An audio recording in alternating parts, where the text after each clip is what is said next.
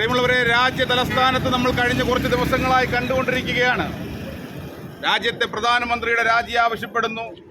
രാജ്യത്ത് സുസ്ഥിരമായിട്ടുള്ളൊരു ഭരണം നടത്തിക്കൊണ്ടുവരുന്ന NDA മുന്നണിക്കെതിരായിട്ട് ഈ കേരളത്തിൽ നിന്നും ഇന്ത്യയിൽ നിന്നും കൂട്ടാവുന്ന രാജ്യവിരുദ്ധ ശക്തികളെയെല്ലാം കൂട്ടുപിടിച്ചുകൊണ്ട് കഴിഞ്ഞ കുറച്ചധികം ദിവസങ്ങളായിട്ട് ഡൽഹിയിൽ വലിയ പ്രക്ഷോഭം അരങ്ങേറുകയാണ്. എന്താണ് ഈ പ്രക്ഷോഭത്തിൻ്റെ അരങ്ങേറ്റ സമയം മുതൽ നാളിത് വരെ അവർ പറയുന്ന കാര്യം എന്താണെന്ന് ഈ സമൂഹം ഒന്ന് അറിയേണ്ടതുണ്ട്. ഈ സമൂഹം ചർച്ച ചെയ്യേണ്ടതുണ്ട്. ഇവിടെ അധ്യക്ഷനും സ്വാഗത പ്രാസംഗികനും സൂചിപ്പിച്ചതുപോലെ നീറ്റ് പരീക്ഷയുമായി ബന്ധപ്പെട്ട് ഉടലെടുത്ത ഒരു വിഷയം, നീറ്റ് പരീക്ഷയുടെ ചോദ്യപേപ്പർ ചോർച്ച ഉണ്ടായിരിക്കുന്നുവെന്ന് കേന്ദ്രത്തിൽ നിന്നും നേരിട്ട് തന്നെയാണ് അറിയിപ്പ് വന്നിട്ടുള്ളത്.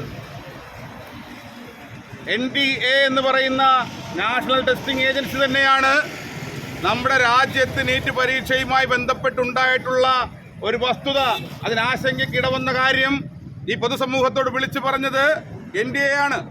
ആ NDA വെളിപ്പെടുത്തിയതിനു ശേഷം നമുക്കെല്ലാവർക്കും അറിയാം, കഴിഞ്ഞ ജൂൺ മാസം 21-ാം തീയതി നീറ്റ് പരീക്ഷ വീണ്ടും നടത്തുന്ന സാഹചര്യം. 2026 മെയ് മാസം 3-ാം തീയതി നടന്ന നീറ്റ് പരീക്ഷയ്ക്ക് മെയ് മാസം 7-ാം തീയതി ആയപ്പോഴത്തേക്കും ഇത്തരത്തിൽ ചോദ്യപേപ്പറിൽ ഒരു ചോർച്ചയുണ്ടായതായിട്ടുള്ള വിവരം വേണ്ടപ്പെട്ട അധികാരികൾ തന്നെയാണ് ഈ രാജ്യത്തോട് വിളിച്ചു പറഞ്ഞത്.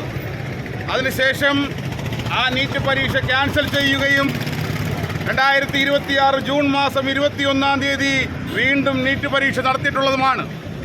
ആ നീറ്റ് പരീക്ഷയുടെ റിസൾട്ട് ജൂലൈ മാസം 16-ാം തീയതി പ്രസിദ്ധീകരിക്കുകയും ആ നീറ്റ് പരീക്ഷയുമായി ബന്ധപ്പെട്ട മുഴുവൻ ആശങ്കകളും പരിഹരിച്ചുകൊണ്ട് ഈ രാജ്യത്ത് വിദ്യാർത്ഥികൾക്ക് അനുകൂലമായിട്ടൊരു നിലപാടെടുത്തുകൊണ്ട് കേന്ദ്ര സർക്കാരും നരേന്ദ്രമോദി സർക്കാർ മുന്നോട്ട് പോകുമ്പോൾ, പ്രിയമുള്ളവരെ, രാജ്യത്തെ യുവാക്കളെ തെറ്റിദ്ധരിപ്പിച്ചുകൊണ്ട്, രാജ്യത്തെ പൊതുസമൂഹത്തെ തെറ്റിദ്ധരിപ്പിച്ചുകൊണ്ട് രാജ്യത്തിനെതിരായിട്ട് കലാപ ആഹ്വാനവുമായിട്ട് ഒരു കൂട്ടം ആളുകൾ മുന്നോട്ട് വന്നിരിക്കുന്ന ഒരു കാഴ്ചയാണ് നമ്മൾ ഇന്ന് രാജ്യ തലസ്ഥാനത്ത് കണ്ടുകൊണ്ടിരിക്കുന്നത്. അവരെന്താണ് പറയുന്നത്? നീറ്റ് പരീക്ഷയിലെ ആശങ്ക പൂർണ്ണമായിട്ടും ആ ആശങ്ക അകറ്റണമെന്നുള്ളത് ഈ പൊതുസമൂഹത്തിൻ്റെ ആവശ്യം തന്നെയാണ്. അതിനെതിരായിട്ട് ഭാരതീയ ജനതാ പാർട്ടി ഒന്നും പറയുന്നില്ല. ആ ആശങ്കകൾ പൂർണ്ണമായിട്ടും ഒഴിവാക്കിയിട്ടുണ്ട്. ആ ആശങ്കയ്ക്ക് ഇടവന്നിട്ടുള്ള, അതിന് കാരണക്കാരായിട്ടുള്ള ആളുകളെ മുഴുവൻ CBI അന്വേഷണത്തിലൂടെ 13 പേരെയും അറസ്റ്റ് ചെയ്തിട്ടുണ്ട്. നീറ്റ് പരീക്ഷയുടെ ആശങ്ക അകറ്റുകയും നീറ്റ് പരീക്ഷ രണ്ടാമതും നടത്തിയിട്ടുള്ളതും അതിൻ്റെ ഫലം പുറത്തു വന്നിട്ടുള്ളതുമാണ്. പ്രിയമുള്ളവരെ, ഈ നീറ്റ് പരീക്ഷ എന്നു മുതലാണ് നമ്മുടെ രാജ്യത്ത് നടപ്പിലാക്കിയിട്ടുള്ളത്? നീറ്റ് പരീക്ഷയ്ക്ക് മുമ്പ് പ്രീ മെഡിക്കൽ എക്സാമിനേഷൻ നടന്ന സമയത്തുണ്ടായിട്ടുള്ള ആ വിഷയങ്ങളെല്ലാം നമുക്ക് അറിവുള്ളതല്ലേ? 2014 മുമ്പുണ്ടായിട്ടുള്ള ചോദ്യപേപ്പർ ചോർച്ചയെ സംബന്ധിച്ചിട്ട് ഈ രാജ്യത്ത് ഇത്രയധികം ചർച്ചകൾ ഉണ്ടായിട്ടുണ്ടോ? ആ കാലഘട്ടത്തിൽ ഈ രാജ്യം ഭരിച്ചിരുന്നത് UPA ആയിരുന്നുവെന്ന് ഈ കേരളത്തിലെ കോൺഗ്രസ്സുകാരും ഒന്നിടക്കോർക്കുന്നത് നല്ലതായിരിക്കും. ഞാൻ പറഞ്ഞു വന്നത്, നീറ്റ് പരീക്ഷ ആദ്യമായി ഈ രാജ്യത്ത് നടപ്പിലായത് 2013-ലാണ്. 2013-ൽ നീറ്റ് പരീക്ഷ നടപ്പിലാകുമ്പോൾ ഈ രാജ്യത്ത് അധികാരത്തിലിരുന്നത് കോൺഗ്രസ് പാർട്ടിയാണ്. ആദ്യമായി നടത്തിയ നീറ്റ് പരീക്ഷയിൽ സുപ്രീം കോടതിയുടെ ഇടപെടൽ മൂലം അത് മരവിപ്പിച്ചിട്ടുള്ളത് ഈ നാട്ടിലെ സകലമാനം ആളുകൾക്ക് അറിവുള്ളതാണ്. 2013-ലെ നീറ്റ് പരീക്ഷ മരവിപ്പിക്കുകയും തുടർന്ന് 2016-ലാണ് സുപ്രീം കോടതിയിൽ 2014-ന് ശേഷം അധികാരത്തിൽ വന്ന നരേന്ദ്രമോദിയുടെ സർക്കാർ അത് പുനഃപരിശോധിക്കണമെന്ന് ആവശ്യപ്പെട്ടുകൊണ്ട് അത് പുനരാവിഷ്കരിച്ചുകൊണ്ട് 2016-ലാണ് വീണ്ടും ഈ രാജ്യത്ത് നീറ്റ് പരീക്ഷ സുപ്രീം കോടതിയുടെ അനുമതിയോടുകൂടി രാജ്യത്ത് നടപ്പിലായി വരുന്നത്.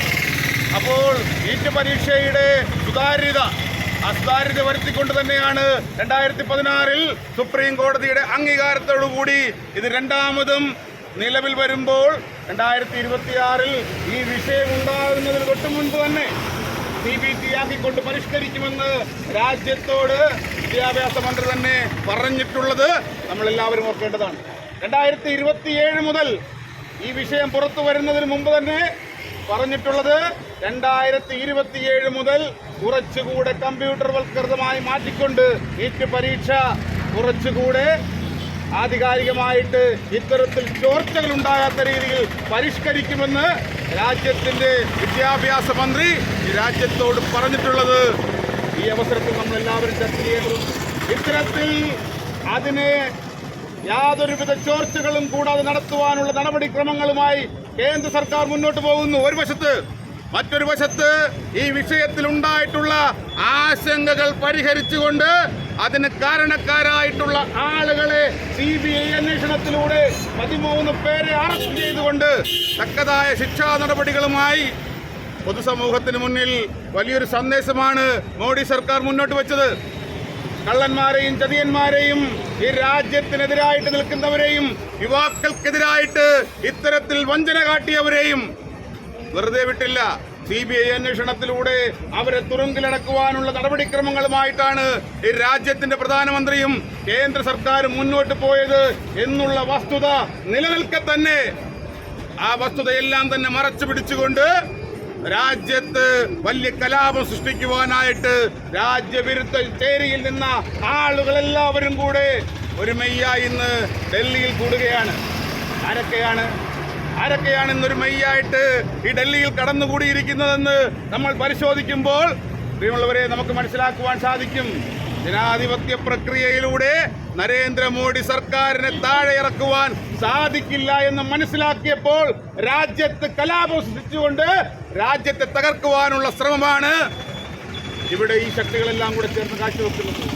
ഇവരെല്ലാവരും വിചാരിക്കുന്നത് അങ്ങ് ശ്രീലങ്കയിൽ ഉണ്ടാക്കിയതുപോലെ, അങ്ങ് നേപ്പാളിൽ ഉണ്ടാക്കിയതുപോലെ ഈ കലാപത്തിലൂടെ ഈ രാജ്യത്ത് അരക്ഷിതാവസ്ഥ ഉണ്ടാക്കാമെന്നാണ് ഇവർ വിചാരിക്കുന്നതെങ്കിൽ പ്രിയമുള്ളവരെ നിങ്ങളോടൊരു കാര്യം പറയാനുള്ളത്, രാജ്യം ഭരിക്കുന്നത് നരേന്ദ്രമോദിയാണ്. നരേന്ദ്രമോദി സർക്കാരിന്റെ അടുത്ത് നിങ്ങൾ അവിടെയും ഇവിടെയും കിടക്കുന്ന കാവടിയുമായിട്ട് കാവടി തുള്ളുവാനായി ആവശ്യപ്പെടരുതെന്നാണ് ഈ അവസരത്തിൽ പറയുന്നത്. പാർട്ടികൾക്ക് ആവശ്യമായിട്ടുള്ള ഹിറ്റ് അദ്ദേഹം കൊടുക്കുമെന്നുള്ള കാര്യത്തിൽ യാതൊരു സംശയവും വേണ്ട.